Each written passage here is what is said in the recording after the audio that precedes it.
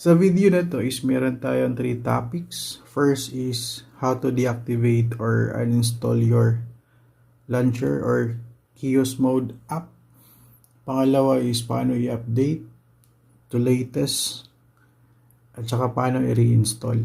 So may maraming changes, panoorin niyo mabuti yung video. So first, paano i-deactivate yung app natin na latest version.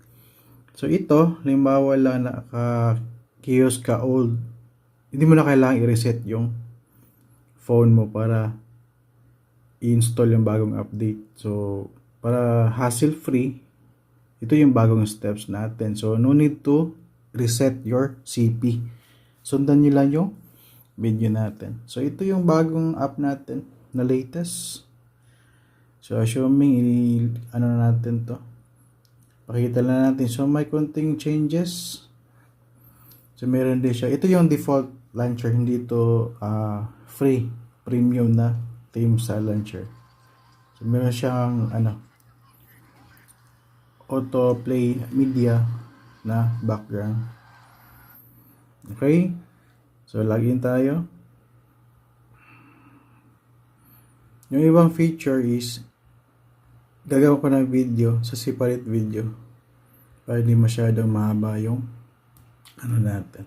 So sa bawang setting, pakita lang natin ng konti. So sa settings, pwede ka na mag rearrange ng app, ganyan. Rearrange, ganyan. So patikim lang yan. The rest, settings, nandito yan. So gagawin ko ng video lahat yan kung paano gamitin.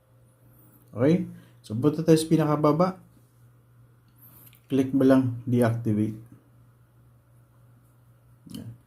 Deactivate.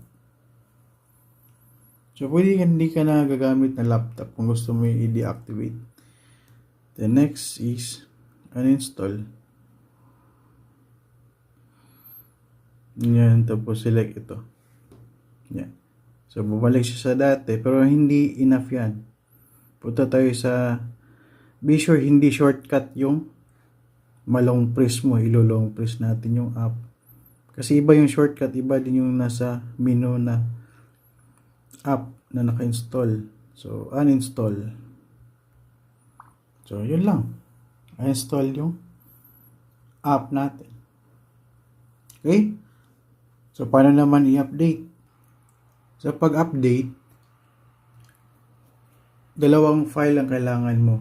So may ibibigay tayong file. Una is yung APK na file. Yan. So ilalagay ko sa post yung link ng APK na yan, yung latest. Pangalawa is yung Windows App Tool is version 1.0.5. Yung luma is 0.4 yun. So gamitin nyo yung latest natin. Delete or mo lang, separate nyo lang sa ibang folder. So dalawang bagong files na gagamitin nyo. So download lang. So assuming na download na ito, APK. Yan. So ito, halimbawa, nagawa mo ng extract yan. Ito yung luma, yung makikita mo. Ito yung luma. So gagawin mo is i-delete mo lang. Delete. Yan. Yung luma. Tapos, ito na download mo na APK, copy mo lang, Ctrl-C. Dito, ilalagay natin sa na-extract mo na folder. Yung sa App Tool, Windows Tool. So, ito na yung bagong APK. So, next gagawin natin, balik tayo sa cellphone mo.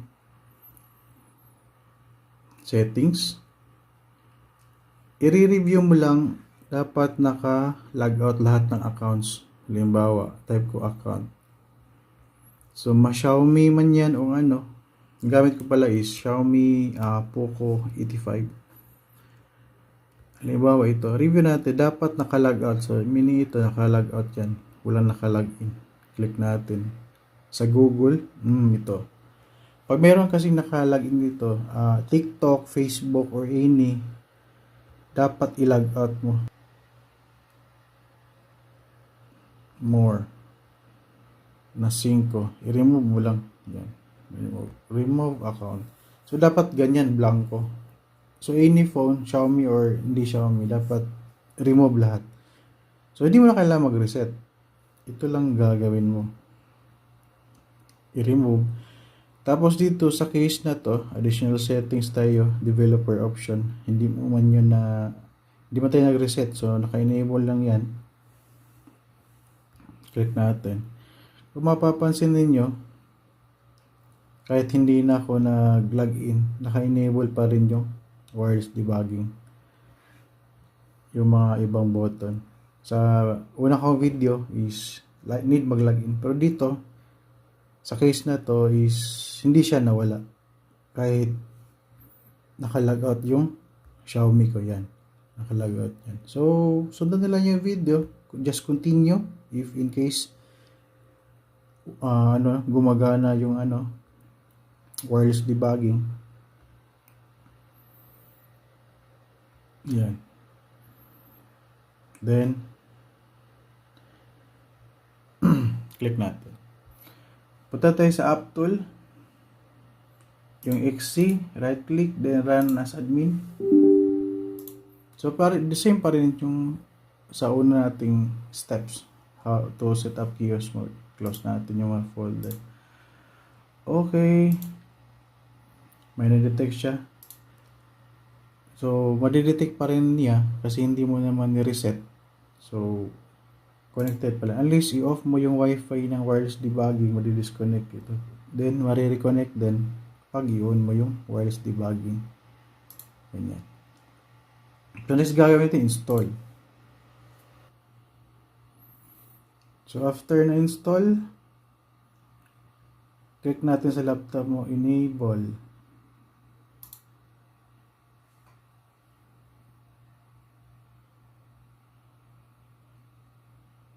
Yan.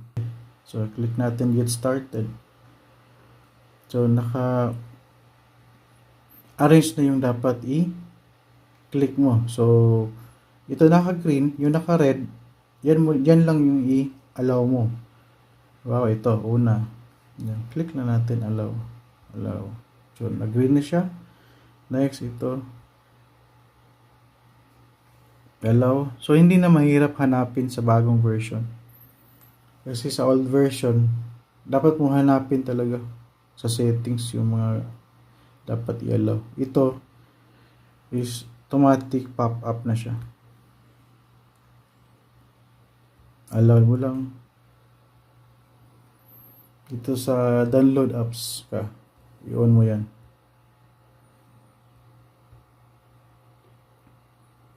So, si Xiaomi, maselan siya. So, ito ginamit natin. Kasi ito medyo mas mahirap ng konti compare sa ibang phone na settings. So, back tayo. Okay na yun. Naka-on na yan. Then, last is allow. So, select. So, naka-green na lahat. Check. Green na lahat. Green na.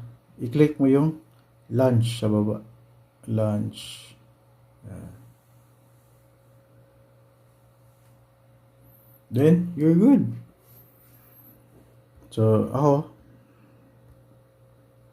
Pasok tayo. So, blinking sa taas. May battery level. Auto bypass lahat ng apps kahit basta nakalagay na sa admin. Same pa rin sa dati. Hindi mo na kailangan mag-whitelist. Hindi mo na kailangan mag-blacklist. Ako, ito logout selected. Ganyan. Pili tayo ng app, Facebook. Halimbawa, yung sa games, hindi pa to 100%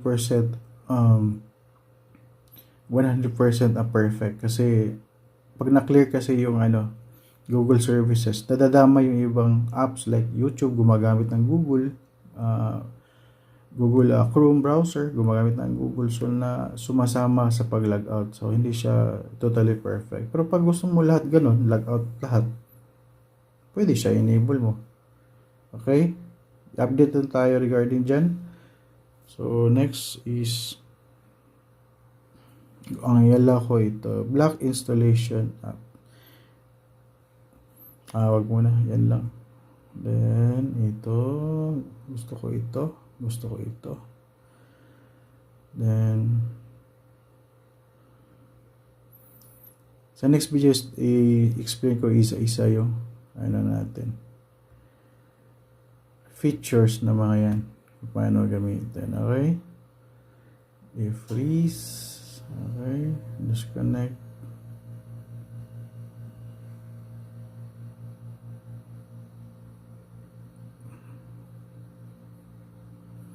Okay. Shortcut.